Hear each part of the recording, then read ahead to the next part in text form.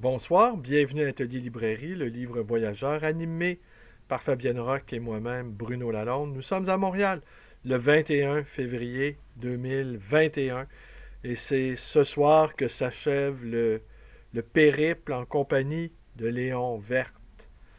Et beaucoup de choses à retenir de cette somme, de 700 pages, mais qui se lit, qui se déguste, j'aurais envie de dire, avec des saillies, des mots d'esprit, une sorte de désinvolture, une désinvolture dédaigneuse, humoristique, traversée par des éclairs de poésie, mais une poésie involontaire, de celle qu'on préfère. Il n'y a pas de manière, ce n'est pas maniéré. Je me posais la question, ce manuscrit a été écrit donc de 40 à 44. Il porte le titre de déposition, qui est un titre extraordinaire. C'est un acte, c'est un témoignage, une déposition. Et c'est un témoin, on a envie, il ne se trompe pas. C'est ça. C'est ça la puissance de Léon Verte. Il est anti-politique coloniale avant tout le monde. Au moins 20 ans d'avance de tout le monde. Il a une vision sans complaisance de ce qu'il appelle la civilisation, et il met ça entre guillemets. Il est gaulliste avant tout le monde, pressant le génie propre à De Gaulle, qui a sauvé la France pendant cette période. Il ne l'a pas sauvé que militairement. Il a sauvé l'honneur de la France. Pour moi, il n'y a aucun doute là-dessus. Bon, après ça, avec le recul de l'histoire, on peut juger. Il a été, même s'il disait qu'il connaissait mal l'Angleterre ou l'Amérique, il a bien vu le jeu des uns et des autres, qui s'est joué en Algérie, par exemple. Le jeu, le, le jeu de l'Amérique, hein, la partie de l'Amérique en Algérie. Les Américains comprenaient bien que l'Empire français était en train de se déliter.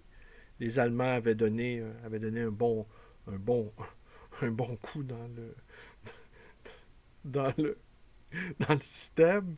Et ils comprenaient bien que les Américains, d'une certaine manière, dans le cas d'Eisenhower, étaient bien, bien contents de voir la puissance française s'affaiblir.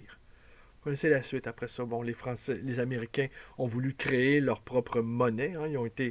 Ont voulu que les Français, ils ont même créé un franc américain et qui finalement, De Gaulle les a pris de court. De Gaulle les a pris de court aussi en les chassant. Euh, et les relations extrêmement tendues entre les Américains et De Gaulle sont bien connues des historiens. Et même Le Gaulle, dans le jeu québécois, dans le jeu canadien, il s'est invité. D'une manière, certains ont dit, avec sa fameuse déclaration du Québec libre, que c'était une manière aussi de, d'emmerder les Américains. Alors donc, Vert, témoin... alors la question que je me posais, oui, vous disais-je, c'est que quand il écrivait ceci, à l'instar de ces grands modèles que sont Simon et Stendhal, qui écrivent au galop, hein, dans le cas de Stendhal, à Dieu et la diable, qui écrivent comme ça, sans trop réfléchir. Hein. D'ailleurs, c'est de là la vivacité de leur prose, de là l'énergie qui se dégage de leur écriture respective. C'est elle se fait au vif, elle est sans après. Ils saisissent les événements, ils saisissent les portraits. Hein. Saint-Simon, un portraitiste fabuleux. Et il y a de ça chez Léon Verte, cette espèce de... Et il n'a pas le culte des auteurs, il n'a pas le culte de l'écriture non plus, il n'a pas la posture. À ce l'âge, il a la soixantaine, il a connu beaucoup de gens, il a été dans beaucoup de milieux, et, et c'est très, j'aurais envie de dire, c'est très français dans cette manière de faire. Hein, on pense à Diderot aussi, on pense à tous ces auteurs qui, sans être des dilettantes, mais ne considéraient pas l'écriture comme une fin en soi.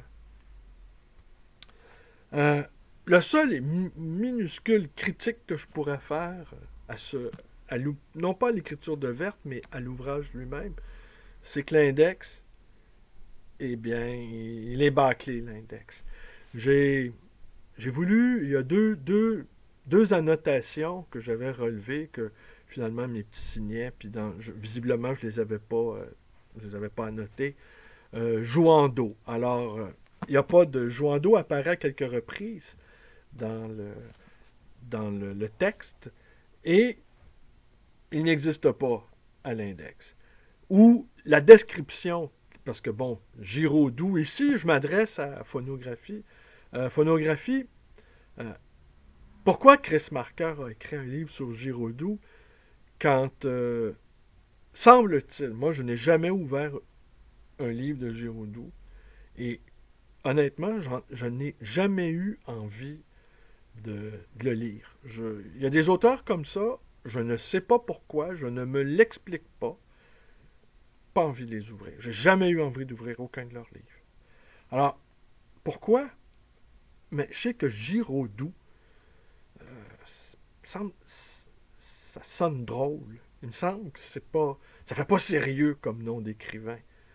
Longtemps, j'ai répugné à lire les ouvrages de Michel Del Castillo, par exemple, qui est un auteur que j'estime fort. J'ai eu une période, il y a une douzaine d'années, où j'ai lu peut-être une dizaine de livres à la suite de Michel Del Castillo. Mais Michel Del Castillo, ça sonne chanteur de variété.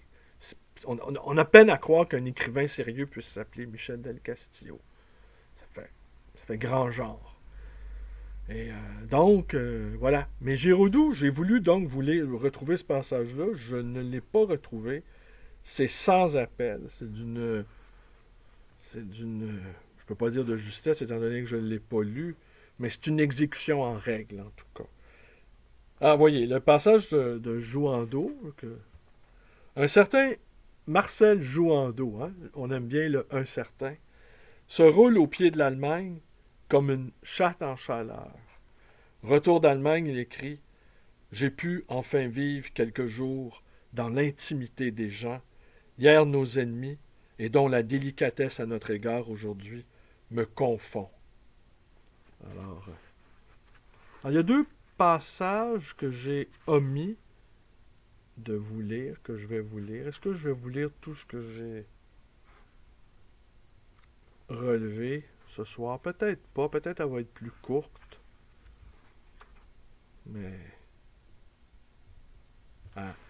Mais le passage que je vais vous lire, à mon sens, là, est le passage à la page 477. On est en 43. Nous sommes le 22 mai 1943. Et le paragraphe que j'ai relevé est pour moi le passage le plus important de cette somme improvisée. Ah oui, puis la question que je me posais, voilà. Ça fait deux fois que je me la pose, puis je finis par digresser autrement. Eh bien, est-ce qu'il était conscient, Léon Werth, que tôt ou tard, son manuscrit serait publié? Parce qu'en même temps, il l'écrit pour lui, visiblement, mais c'est difficile d'imaginer qu'il ne conservait pas en arrière-pensée la possibilité que cet ouvrage-là voit le jour. Il a vu le jour faites le calcul, 40, 92, plus de 50 ans plus tard. Et ce texte est d'une incroyable fraîcheur, d'une incroyable vivacité. Je n'aurais pas passé 6 jours à vous en parler, 6 jours consécutifs.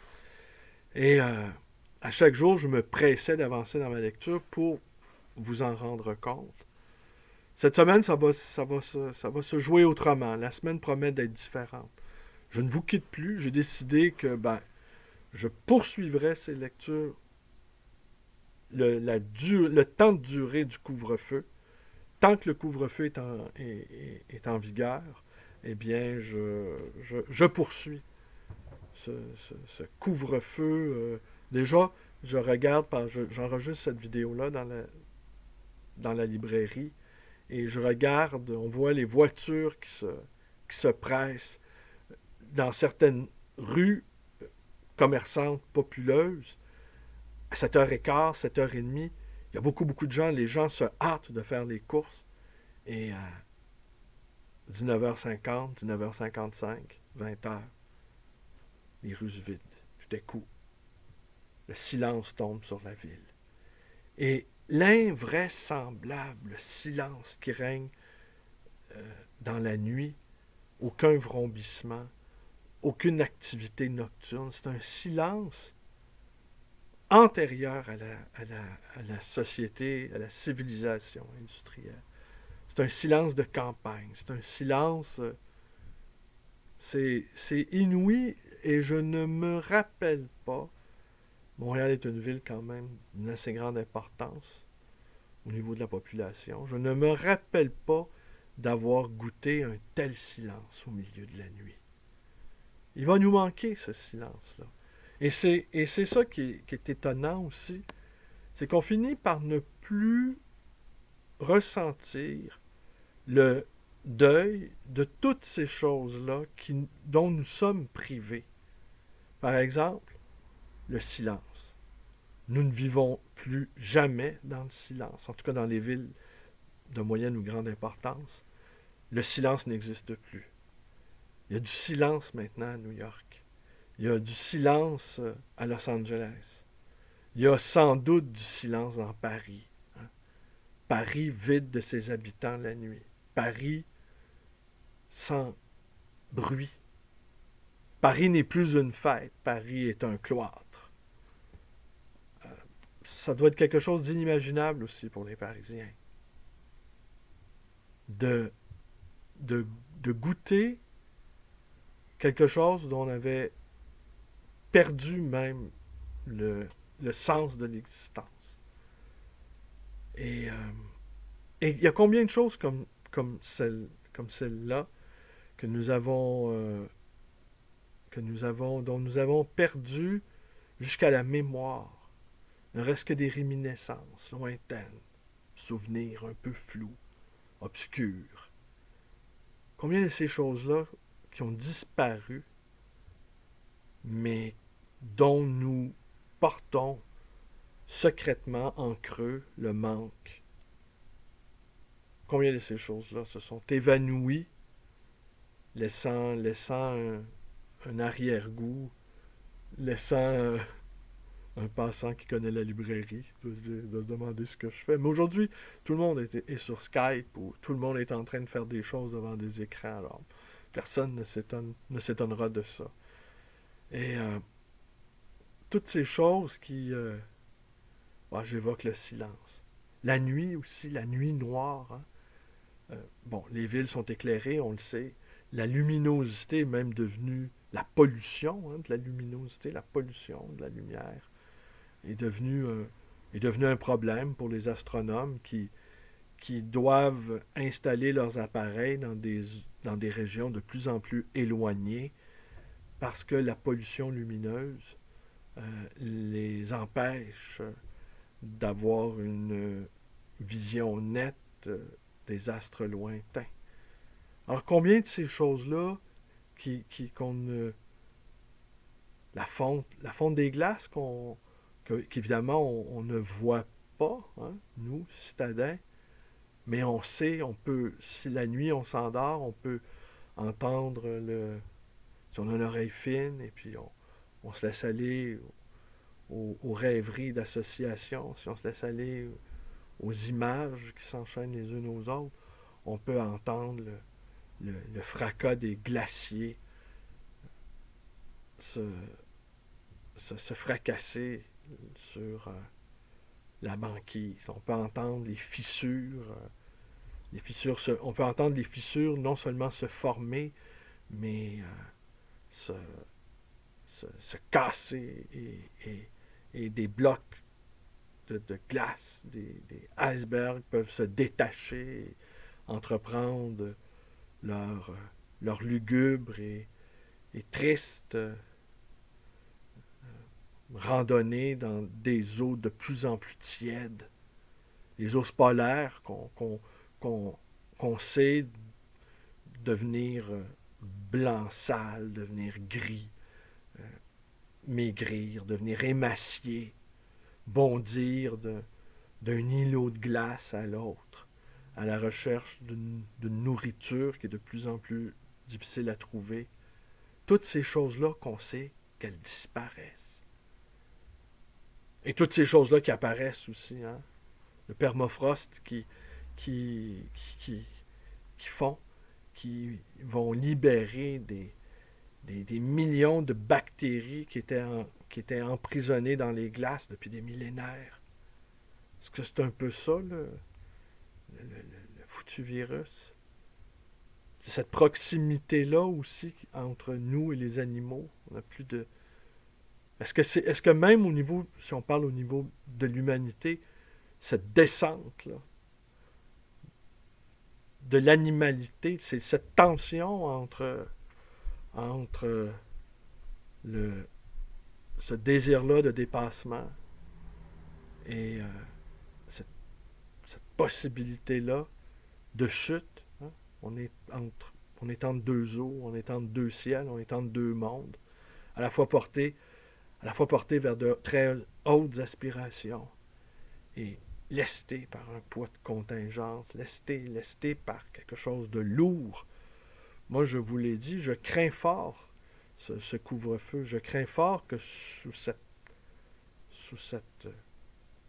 chape, eh bien, quelque chose d'assez terrifiant se forme. Là. Peut-être dans ce silence-là de la nuit, il y a des monstres en train de se réveiller, de se mettre en mouvement, même si on peut considérer que c'est une sorte de miracle là, d'entendre enfin la nuit palpiter. Mais peut-être que dans les replis de la nuit, il y a des créatures infernales qui commencent à s'agiter, qui commencent à se désengourdir, qui sont prêtes à apparaître, là, dotées d'une puissance inédite, dotées d'une curiosité soudaine pour ce que nous sommes comme créatures. Peut-être qu'il y a des monstres qui sont en train de s'ébrouer et qui l'aube venue, se dispersent, mais n'attendent que la nuit à nouveau, réapparaisse pour se repaître de nous. Assurément, il y aura un avant, il y aura un après. Ça ne sera pas, comme le dit Houellebecq, pareil mais en pire. On rentre vraiment dans quelque chose d'autre. Vraiment, vraiment, vraiment. Et je crois pas que... Alors donc, cette question-là, est-ce que Léon Verte se doutait qu'un jour son livre serait lu? Est-ce qu'il se doutait que son livre serait publié et que ce serait peut-être l'un des témoignages les plus importants et les plus justes sur cette occupation allemande en territoire français, avec tout le jeu des écrivains courtisans, des écrivains... je vais vous lire quelques passages. Mais je ne sais pas si je vais tout vous lire, ce que j'ai annoté. Je ne veux pas faire ce soir une vidéo d'1 heure. Alors, je vous remercie de m'écouter, ceux qui m'écoutent. Je vous trouve plutôt admirable. Mais, vous avez compris, je prends un plaisir fort à les faire. Alors, si je n'avais pas de plaisir à les faire, je ne les ferais pas. Et si vous êtes quelques-uns à partager avec moi ce plaisir, ben, soyez-en ici remerciés. Le 22 mai 1943. L'indignation, c'est presque encore un sentiment de pharisien. On s'indigne. on a une belle âme. Par l'indignation, on se lave de toute complicité avec le crime. Je n'aime que celui qui, devant le crime que d'autres ont commis, éprouve un sentiment de honte, un sentiment de culpabilité. Il ne lui suffit pas que le crime soit châtié. Il faut qu'il se lave de sa honte. Cela conduit à vouloir changer le monde où le crime est possible. Je crains qu'il n'y ait à la limite ou à l'origine quelque marxisme inconscient. Je crois que ce sentiment n'est pas chrétien. Le chrétien cherche avant tout sa purification intérieure, sa purification personnelle. Tout va bien pour lui, s'il n'a pas de mauvaises pensées. Comme l'indignation, la pitié peut conduire à l'hypocrisie. Le vrai sentiment révolutionnaire, ce n'est pas la pitié, c'est la honte.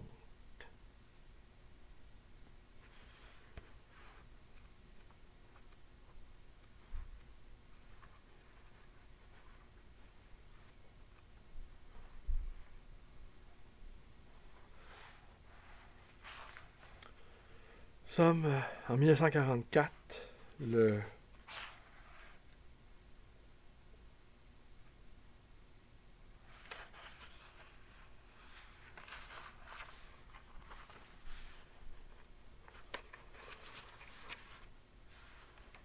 Ouais, décidément, mes petits signets. Le, le 29 mars 1944, le bureau de presse allemand a mal calculé. Le lecteur résiste. Il choisit son événement. Rejette ou même nie l'événement vers lequel on veut l'orienter. Impossible d'animer les cadavres du docteur Petiot. L'affaire Petiot, dit elle, qui n'a pourtant guère l'habitude du paradoxe, est inventée de toutes pièces. C'est un mythe inspiré de l'affaire Landru. Il n'y a jamais eu, rue Le Sueur, l'ombre d'un cadavre. Oh, cette affaire-là, Petiot. Le 12 avril 1944. Refoulement. Ceux qui nient les atrocités, les cruautés, les emprisonnements. Une partie de la bourgeoisie est anti-gaulliste. Elle a perdu sa foi en Pétain ou Laval, mais elle ne s'y résigne pas parce qu'elle les tenait pour les garants de sa sécurité. « 15 avril 1944. Pierrette G. et son mari. Mélange de gandhisme, de pacifisme et de paresse. La résistance est vaine. Tout ce qui est de la guerre est stupide. Plus stupide encore qu'atroce. La guerre est un cataclysme. On ne se bat pas contre un cataclysme. On tâche de s'en protéger. J'ai pensé cela en 1916. Mais mon espoir n'était pas de retrouver la guerre finie, une vie capitonnée. Encore, hein? Toute une saillie. Le 22 avril 1944.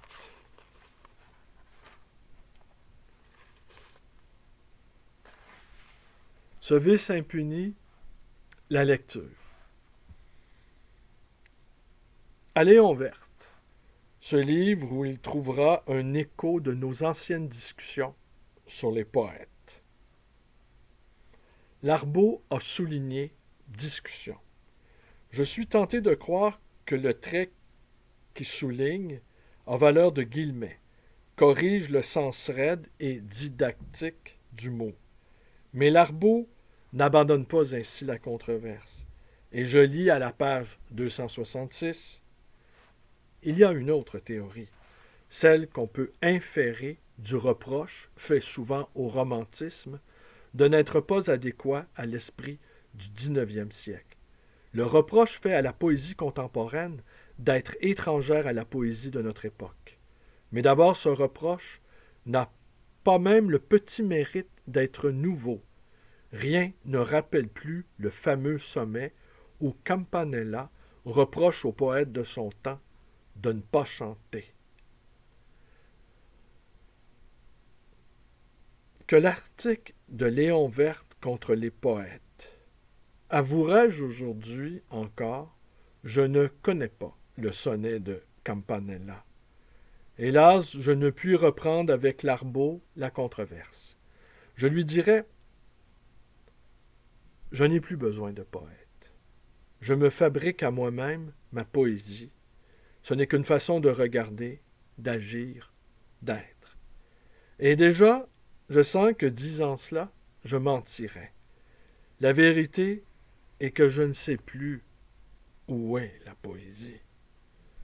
La poésie est un beau miroir terni, couvert de buée. Je n'y distingue plus rien. C'est l'époque sans doute qui a soufflé dessus.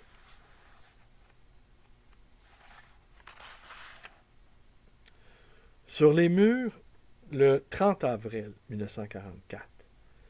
Sur les murs du métro, une affiche de Germinal.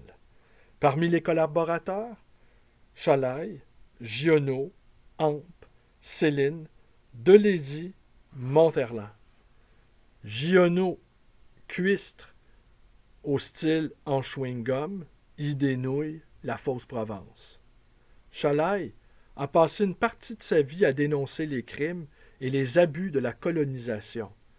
Par quel chemin a-t-il abouti au nazisme? Monterland, un Sciences Po qui veut faire croire qu'il a été au boxon. Hampe étonna les littérateurs parce qu'il consultait des statistiques pendant la guerre de 1914 jusqu'aux boutistes de l'arrière. En 1917 ou 1918, je publiais un article où j'annonçais la mort de Hampe au champ d'honneur. Mais j'entendais le champ d'honneur du conformisme, des coins abrités, des sinécures de l'arrière. Un littérateur hollandais peu sensible à ce genre de blague et trompé par le titre « Mort au champ d'honneur » m'écrivit pour me demander en quelles circonstances Hampe mourut d'une mort héroïque. En juillet 1914, Hampe était fonctionnaire. À la fin de la guerre, il était devenu homme d'affaires. Céline, amplificateur éructant, en proie aux mots, bagout de camelot littéraire qui semble aux petits bourgeois puissant et pathétique. Il ne va pas de main morte, hein? Il n'y va pas de main morte. 14 mai 1944. Pascal craint le divertissement. Le divertissement chasse l'homme de lui-même, l'éloigne de lui-même et de Dieu, lui ferme le chemin de la charité. Tout pour Pascal est divertissement. Bon pour un saint, et encore un saint méditant, un saint immobile, car la charité, même, au sens banal, devient divertissement. Le contraire est vrai aussi. À vivre sans contact avec le monde, à vivre emprisonné avec soi-même, sans diversion. Le moi devient semblable à un appartement vide. La poussière s'y met et les bois moisissent.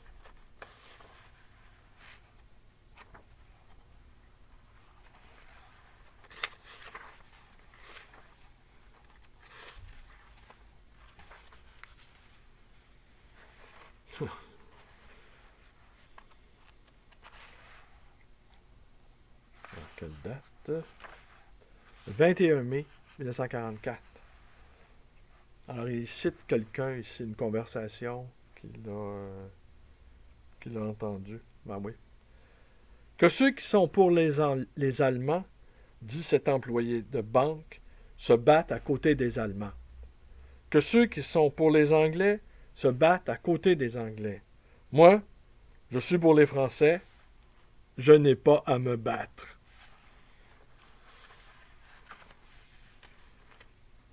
11 juin 1944. De Gaulle déclare qu'il n'y a pour l'instant aucun accord entre le comité d'Alger et les Alliés pour l'administration du territoire français au fur et à mesure de sa libération. Il proteste contre les proclamations du général Eisenhower qui paraissent annoncer une sorte de prise du pouvoir de commandement interallié sur la France. De Gaulle proteste. De plus, il proteste net, clair, sans réticence, sans contournement de pensée ou de langage, sans interposer entre les Anglais et lui un matelas de précautions ambiguës, sans circonlocution capitonnée. De Gaulle serait-il enfin l'homme d'État qui rompt avec le style diplomatique, avec le style à endormir les peuples? 15 juin. De Gaulle a passé quelques heures en France. La gloire de ce De Gaulle, pure et pleine, montra-t-elle du cœur des masses? La bourgeoisie envers lui, réticente. Il n'est pas le soldat de tout repos. Alors qu'elle réclamait un gardien de coffre-fort, alors qu'elle se baignait dans la défaite, il ne proposait rien que la victoire, une victoire qu'elle ne désirait pas. Aussi l'accusa-t-elle d'ambition. Pauvres âmes, qui ne conçoivent pas qu'il est un point où l'ambition se confond avec un haut dessein et se résorbe en lui. Et c'est cela même qui fait les grands destins. L'Europe du nazisme est vidée de réalité humaine, et même nationale, si l'on entend que la nation puisse être une communauté spirituelle. Le nazisme absorbe l'être humain dans une matière sociale et dans une matière biologique d'une grossièreté jamais encore conçue. Le sang, l'abstraction du sang. Ils n'en sont même pas aux chromosomes.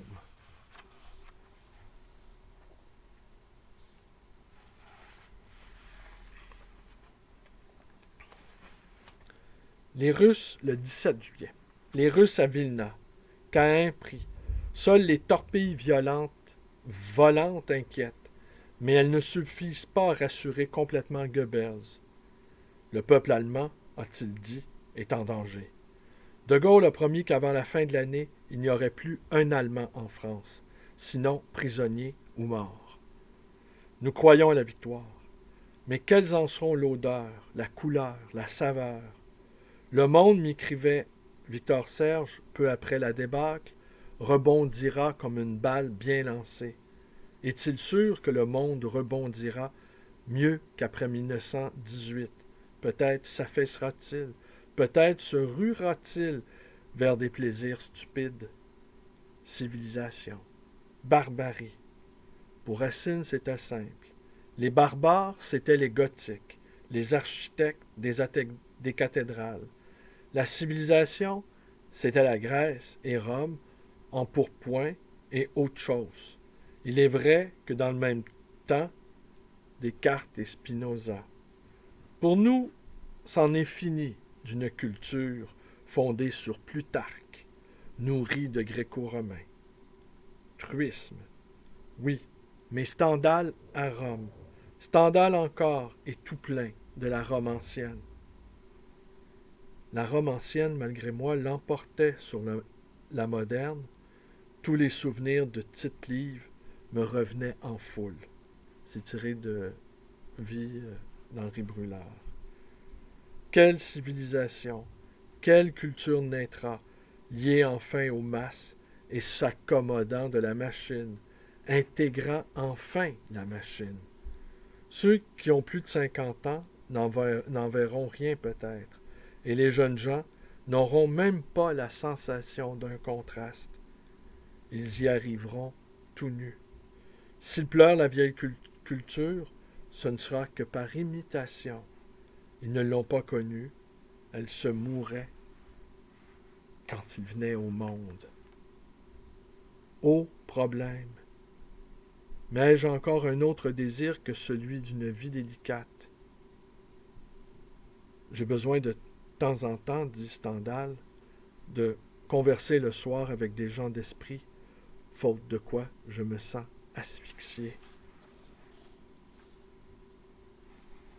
Ah.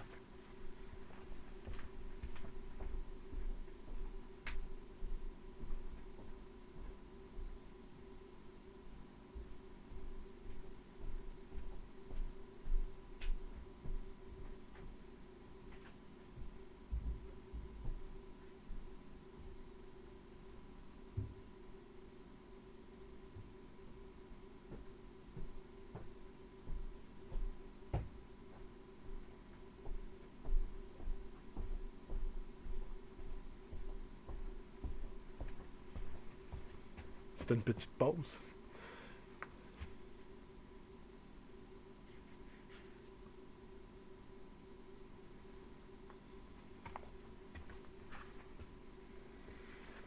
Comédia. Un article sur Henri Guéon, mort il y a quelques jours.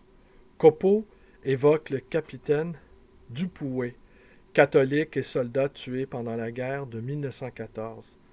Mais ce capitaine Dupoué n'était-il pas celui qui écrivait à sa femme dans une lettre publiée, après 1918, qu'il avait dans sa compagnie un soldat syndicaliste, qu'il le tenait à l'œil et qu'il était tout prêt à l'abattre à coups de revolver?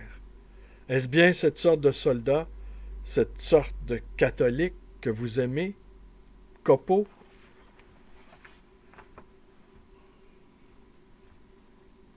Donc, répertoire du vieux Colombier, Henri Guéon, Le pauvre sous l'escalier, 3 épisodes d'après la vie de Saint-Alexis, 3e édition, Paris, 35-37 rue Madame, édition de la Nouvelle Revue Française, et ce qu'on y trouve, ceci, hommage de l'auteur. Alors, je voulais quand même, c'est pour ça la petite pause de quelques secondes, je voulais vous montrer ça. Ça m'a fait plaisir hier de vous montrer la première édition d'une pièce de théâtre de Charles Vildrac et de vous montrer également un exemplaire autographié de Romain Rolland.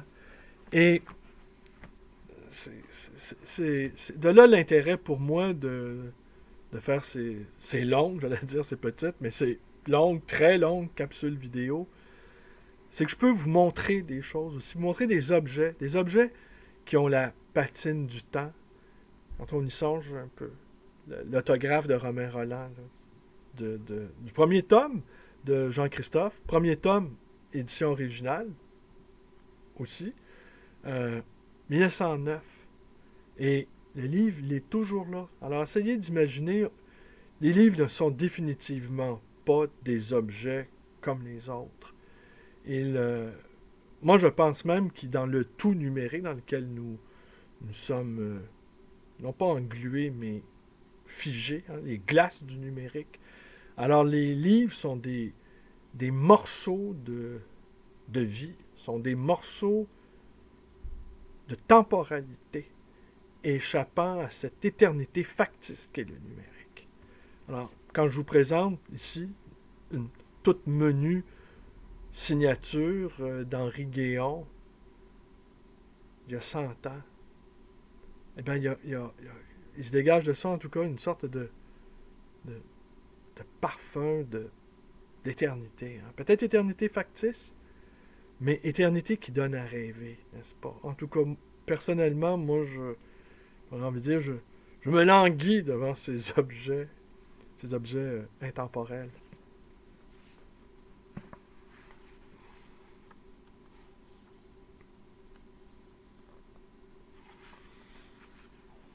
Alors, on se rappelle,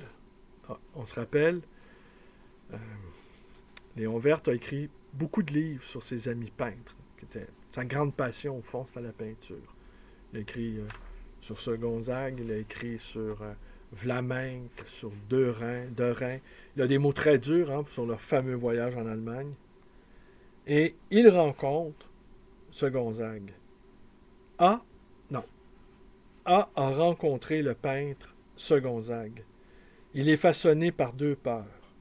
Peur des Russes, des Ferlands, peur des gaullistes, qui pourraient le punir du beau voyage en Allemagne. Ce Gonzague ne pardonne pas aux trublions qui ont empêché l'avènement de la paix allemande, d'une nouvelle Pax Romana. Si on lui parle d'assassinat ou de torture, il écarte d'un geste ses exagérations, ses inventions discourtoises, ses boniments indignes d'un homme bien élevé, et tels qu'on en servait dans les meetings d'antan. Historien accumulé à jongler avec les statistiques de la mort, il tente une justification de l'Allemagne et de Hitler.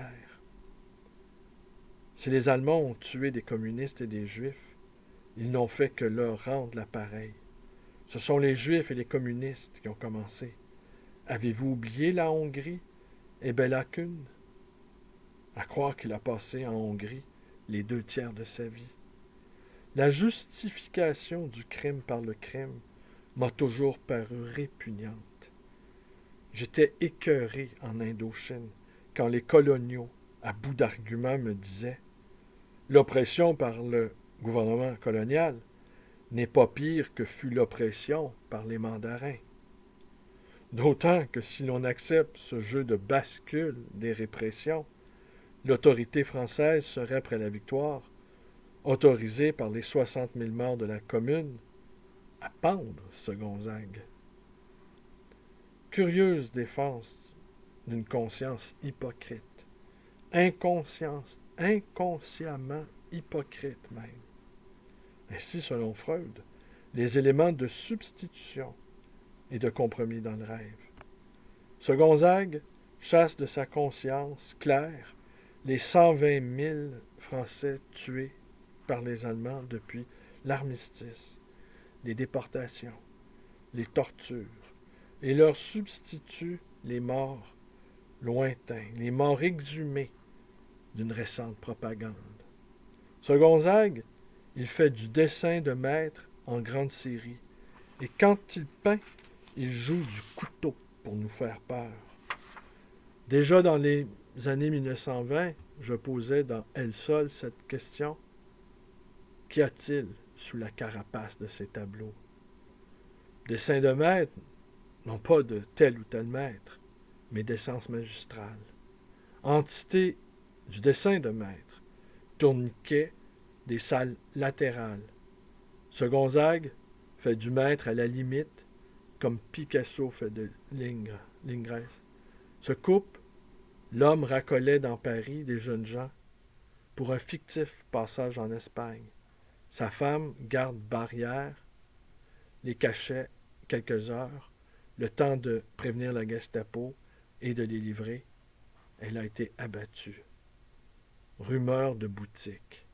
Les soldats allemands à Paris ont désarmé la Gestapo.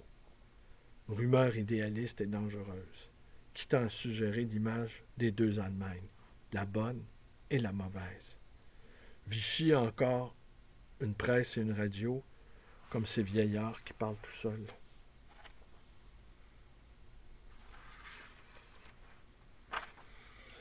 Le 9 août 1944, 11 heures du soir, j'écoute vaguement la radio. Soudain, j'entends le pilote français de Saint-Exupéry, qui appartenait à une formation dissidente, a été porté manquant à la suite d'une mission au-dessus de la France. Les événements historiques me sont indifférents. Je vois la chute d'un avion désemparé. Je vois un avion qui brûle. Je vois son visage. Je pense à tant d'heures d'amitié. Il venait parfois tard dans la nuit. Les hauts problèmes et les tours de cartes. Et l'auberge de Fleurville, ces heures de l'auberge de Fleurville où la vie eut pour nous comme un goût de perfection. Je pèse les mots. Porté, manquant. Je cherche des raisons d'espérer. Suzanne espère. Mais c'est pour que j'ai moins de peine. Penser stupide, c'est douter de lui. C'est le trahir de croire à sa mort. J'espère. Il est tombé blessé. Il est soigné chez des paysans. Alors, ce que nous dit la note en bas de page. Malgré ses 43 ans, Antoine de Saint-Exupéry a obtenu d'être versé dans l'aviation de reconnaissance.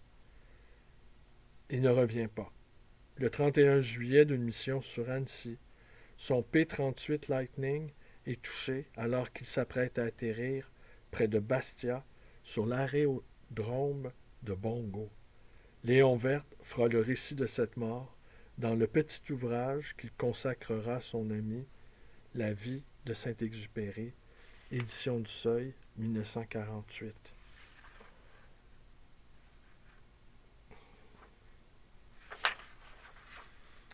Le 11 août 1944, P. dit à Suzanne, Suzanne c'est la femme de Léon, « Vous raisonnez comme un charpentier. Vous êtes sentimental comme la foule. Vous ne comprenez rien au jeu des intérêts politiques. Les Américains et les Allemands sont d'accord. Les Allemands se font battre, exprès, en Normandie et en Bretagne. Ils abandonneront Paris. Laval les y recevra. Ils traiteront avec lui.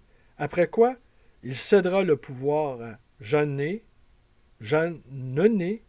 qui le cédera à De Gaulle. » Qui parle ainsi? Un primaire? Un dément précoce?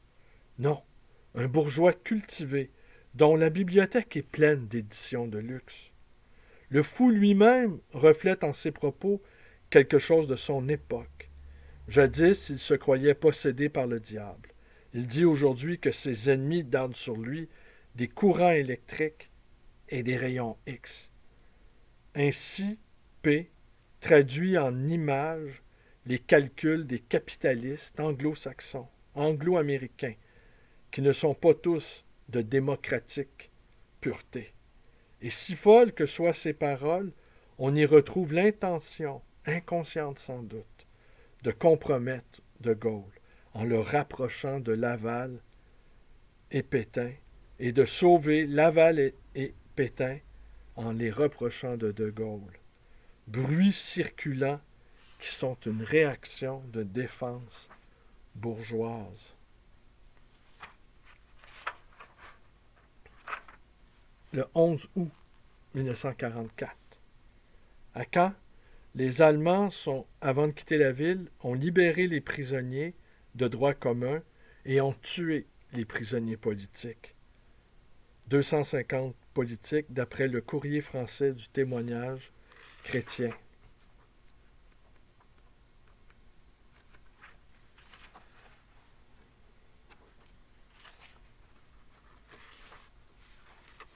Le 26 août 1944, et je conclus là-dessus. Quelques maisons plus loin que la nôtre. On vient de passer à la tondeuse les têtes de 4 femmes. Les chevelures sont dans le ruisseau. Ces 4 femmes, on va les promener par les rues. Un cortège les accompagne, avec une sorte de dignité sans cri. Mais un vieux leur crache au visage et veut les frapper. On l'en empêche. Les têtes rases de ces femmes. Et l'une d'elles avait le visage terreux et les yeux dilatés, que j'ai vu à un condamné à mort qu'on menait à la guillotine.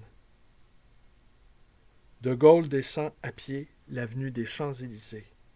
De la foule qui attend monte un clapotis de cris et de rumeurs.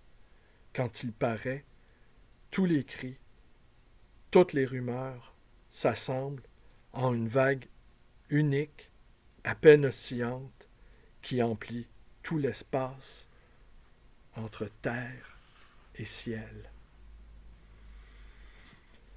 Alors voilà.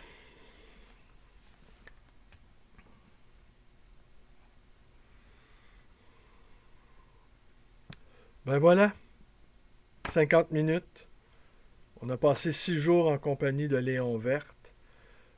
J'ai trouvé dans la librairie un livre de Lucien Febvre avec un chapitre où il y a un chapitre qui est consacré à cet autre historien, les deux qui ont fondé les Annales, euh, consacré à Marc Bloch. Est-ce que demain, je vous parle de la relation entre Febvre ou Bloch, ou peu à peu, je, je veux faire entrer d'autres joueurs ici. Là. Je veux faire entrer d'autres écrivains et qui ont eu un rapport désinvolte aussi à l'écriture, tout en se sachant des témoins importants. Je demeure admiratif, sans doute comme vous l'êtes, là, pour les quelques-uns qui ont écouté mes vidéos, de la clairvoyance de Léon Verte. La clairvoyance, un esprit acéré, sec, sarcastique, juste, hein, un œil de lynx, hein, qui saisit d'un seul regard les caractères, d'un seul regard le panorama, et qui ne se trompe pas quant à la nature des acteurs qui sont en scène. C'est assez admirable qu'un homme isolé, se cachant un peu, étant donné qu'il était de confession juive, et qui avait que pour seul outil de compréhension ses oreilles, hein, n'est-ce pas? Il faut avoir de bonnes oreilles. Il y a quelque chose de l'ordre de Karl Kraus ici aussi, qui, euh, qui recueillait des... C'est un chroniqueur du minuscule, mais qui recueillait ici et là des bribes de conversation. Et qui n'avait pas, au fond... il y a quelque chose de l'ordre de Philippe Murray aussi. Philippe Murray qui jugeait qu'il n'avait pas besoin de qu'il n'avait pas besoin d'inventer, que la réalité lui fournissait d'abondants matériaux euh, pour écrire. Il n'avait qu'à écouter, il n'avait qu'à voir, il n'avait qu'à noter ce qui se passait autour de lui. Une sorte de polygraphe, sismographe en même temps, qui enregistre les choses. Alors, il y a ça aussi chez Léon Verte, quelque chose, mais rien de surnaturel, hein, une bonhomie. Comme je vous dis, il devait quand même avoir en tête qu'un jour, ce document serait lu. Il devait avoir ça là, derrière la tête. Ben voilà, enfin, 53 minutes. Alors oui, je veux faire, je veux convoquer Chris Marker. Alors, Phonographie, si vous écoutez cette vidéo, c'est quoi le lien entre Giraudoux et lui? J'ai pas trouvé le passage, comme je vous dis, bon, où Giraudoux est mort et c'est... quand je vais le retrouver, je vais le retrouver et je vais le mettre en note de bas d'écran pour... qu'est-ce qu'il a vu Chris Marker dans le travail de Giraudoux? Alors, je veux convoquer Chris Marker. Je sais pas, il faut que je retrouve ses livres. Là. Je sais que j'en ai quelques-uns, il faut que je les retrouve pour pouvoir en parler, les relire, pour pouvoir en parler adéquatement, ou en tout cas avec un minimum d'intelligence. Et Claude Effly, français qui s'est établi au Québec, qui a été un des instigateurs de la Nuit de la Poésie 1970. Nuit de la Poésie, une nuit, c'est notre nuit fondatrice, au fond. Nuit à laquelle mon père a participé. Je pourrais, quand je vais vous parler d'Effly, je vais mettre la petite séquence où on voit mon père en 1970 lisant un de ses poèmes qui a été repris dans la chronique de la Nuit de la Poésie qui est sorti sur les écrans il y a déjà 5 ans. On avait été, Fabienne et moi, en grande première. J'ai même eu le droit à une petite salve d'applaudissements quand Jean-Pierre Masse, le co-réalisateur, a invité les poètes survivants à se lever pour être applaudis par l'assistance, et les enfants de, de ces poètes-là. Nous n'étions peu nombreux. En fait, il y avait quelques poètes survivants, et je pense que j'étais un des rares enfants euh, à- présents à la salle. La salle était pleine. C'est un des moments pas probable, parce que mon père, je ne l'ai pas connu, vous le savez. Hein. Je ne l'ai pas connu. Je ne l'ai pas connu, ouais. Voilà. Et, on s'est retrouvés, en tout cas, je vous raconterai ça une autre fois. On s'est retrouvés. Mais en même temps, des fois, les gens, à la limite, on n'a même pas besoin de les connaître hein, pour savoir qui ils sont. Hmm. Cette quête-là d'absolu, à quelque part, dans laquelle j'ai mis ma foi dans la littérature, ça peut sembler fou, là. Et avec la librairie, ben, j'ai réussi à... Autrement, je pense que ma folie rimbaldienne... il y a Martin Gagnon qui me demandait hier soir, tenez, je vais conclure là-dessus. Il y a Martin Gagnon, dont je vais vous parler dans disons, les 8 prochains jours. Martin Gagnon va apparaître ici, là, à la suite de François Méronis, à la suite de Cécile Guilbert, à la suite de Jérôme Pegnaud, à la suite de Léon Verte. Il va y avoir Efflier, il va y avoir Marqueur, il va y avoir mon ami Pierre Berthelot, parce qu'il va y avoir un Facebook Live samedi prochain. Un Facebook Live en espérant que la connexion ne plante pas, ce qui arrive assez souvent avec le Facebook Live. Alors, on va essayer de trouver une manière aussi que si ça ne fonctionne pas, on va pouvoir la... De toute façon, je vais vous la présenter. C'est concernant le livre qu'il a écrit sur Duplessis. Je vais pouvoir donc vous la présenter sur ma chaîne YouTube. Alors, j'annonce un peu le programme. Comment articuler tout ça? Donc, il me demandait, Martin Gagnon, euh, la poésie, d'où c'était venu. Hein? Eh bien, pour moi, tout a commencé, là, je conclue là-dessus, tout a commencé avec Rimbaud. Le choc physique de Rimbaud. Je me souviens, à l'école primaire, je devais avoir peut-être 7 ou 8 ans. Euh, on avait lu dans un manuel scolaire de- avec quelques exemples de poésie française, Le Dormeur du Val. Et je me souviens de cette description là, du jeune soldat qui a la balle au front, à la tempe, et qui ne respire plus là, dans les brés, dans l'herbe. Et je me souviens d'avoir éprouvé un choc physique, euh, un choc physique, euh, comme si, comme si, comme si, comme si j'étais mort moi-même, comme si j'étais, tout à coup, il n'y avait plus d'oxygène là. Et, euh, et après, dans le disque de Robert Charlebois, la chanson, le poème Sensation de Rimbaud, découvert la même année sans doute, ou l'année d'après peut-être. Et là, pour moi, c'était inimaginable qu'on puisse à la fois décrire la mort, hein, l'effet de la mort physique et l'amour avec une femme, fouler les blés menus. Hein. Pour moi, que ces deux choses-là puissent être l'œuvre d'un seul homme, c'était une sorte de miracle, au fond, de la poésie. Et dans ma propre enfance, bon, même si mon père n'était pas là, je savais que mon père était poète. Et il y avait ses livres de poésie dans le tiroir de cuisine de ma grand-mère. Alors, quand mon père me manquait trop, eh ben, j'ouvrais le... Ma grand-mère ne lisait pas. À part la presse. Elle lisait la presse 2 fois par jour. Le journal sortait 2 fois par jour dans ce temps-là. Le matin et en fin d'après-midi. Ma grand-mère a toujours été très, très friande de politique et d'histoire. Très, très curieuse de ce qui se passe autour d'elle.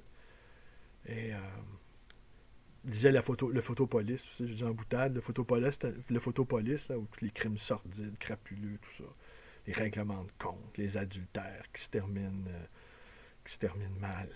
Euh, C'était comme notre bulletin paroissial. C'est quand on voulait avoir des nouvelles de, des voisins aux alentours, ben, on lisait Photopolis. On était sûr de tôt ou tard de les retrouver dans ce canard sanglant. Et alors, quand mon père me manquait trop, eh bien, je, je sortais du tiroir les recueils de poésie et je les étalais sur la table de cuisine très tôt le matin. Là, je voyais les titres. Charivari des rues, Rafale de braise, ailleurs étant ce monde. Et là, la petite mécanique rimbaldienne se mettait en marche. Comment survivre comment survivre à ce profond désir de poésie? Comment survivre dans ce monde lourd et insignifiant?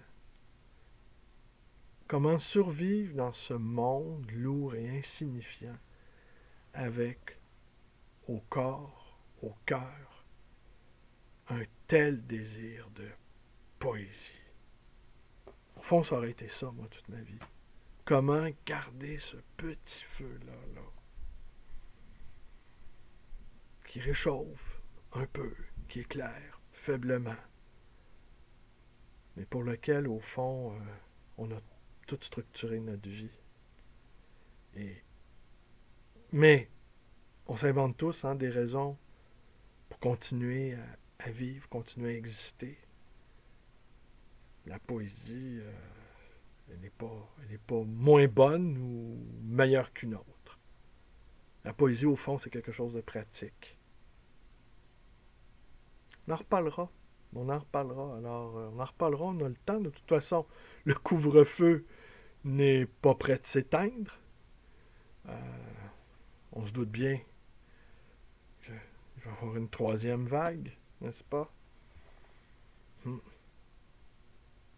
Alors, c'est tout. J'ai réussi à faire mieux. Je regarde les minutes. 1 minute, 2. 1 heure, 2. Franchement, là. J'ai réussi à faire mieux. Prochaine fois, on va essayer de battre le record. Allez, merci. C'est presque insensé, mais bon, c'est pas grave, hein? On a quand même eu du plaisir. Allez, bonne nuit à tous.